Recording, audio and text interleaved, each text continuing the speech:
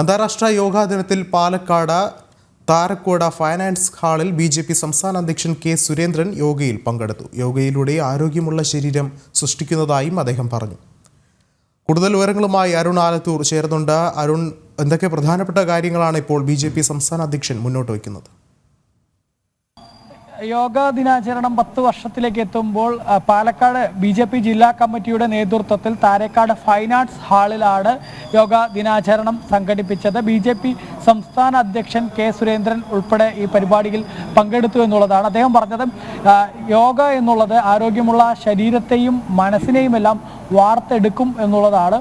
ഒപ്പം തന്നെ ഈ യോഗ എന്നുള്ളത് കേരളത്തിൽ അത്ര പ്രാധാന്യം നൽകുന്നില്ല എന്നും അദ്ദേഹം പറയുകയുണ്ടായി. വിദ്യാർത്ഥികളെ ഉൾപ്പെടെ, അതായത് സ്കൂളുകളിൽ ഉൾപ്പെടെ ഇതൊരു പാഠ്യപദ്ധതിയാക്കി മാറ്റുകയും സ്കൂളുകളിൽ യോഗ അഭ്യസിപ്പിക്കുന്ന ഒരു സാഹചര്യം ഉണ്ടാവണം. പക്ഷേ നിർഭാഗ്യവശാൽ കേരളത്തിൽ അത്തരം സാഹചര്യം ഉണ്ടാവുന്നില്ല എന്നുള്ളതാണ് BJP സംസ്ഥാന അധ്യക്ഷൻ കെ സുരേന്ദ്രൻ പറഞ്ഞത്.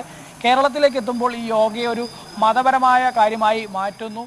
വോട്ട് ബാങ്കിന് വേണ്ടി ആ യോഗയുടെ പ്രചാരണം സംസ്ഥാന സർക്കാർ കൃത്യമായി നടത്തുന്നില്ല എന്നുള്ളൊരു വിമർശനവും അദ്ദേഹം ഉന്നയിക്കുകയുണ്ടായി. ഏതായാലും യോഗ എന്നുള്ളത് ഈ കേരളത്തിലെ ആരോഗ്യശീലം വെച്ച് ജീവിതശൈലി രോഗങ്ങളൊക്കെ ഏറ്റവും അധികമുള്ള ഒരു നാടാണ് കേരളം. അതുകൊണ്ട് തന്നെ അത്തരം ജീവിതശൈലി രോഗങ്ങളിൽ നിന്നുമൊക്കെ ആളുകൾക്ക് മുക്തി നേടണമെങ്കിൽ അതിന് യോഗ അഭ്യസിക്കണം. അതുകൊണ്ട് തന്നെ യോഗ എന്നുള്ളത് വളരെ പ്രാധാന്യമുള്ള കാര്യമാണ്. എല്ലാവരും അത് ശീലമാക്കണമെന്നുൾപ്പെടെ അദ്ദേഹം പറയുകയുണ്ടായി. BJPയുടെ സംസ്ഥാന ജനറൽ സെക്രട്ടറി വ്യക്തമാണ്. യോഗാ ദിനം വളരെ വിപുലമായാണ് നാടെങ്ങും ആഘോഷിക്കപ്പെടുന്നത്. നിരവധി പ്രമുഖരാണ് യോഗാ ദിനത്തിൽ പങ്കാളികളാകുന്നത്.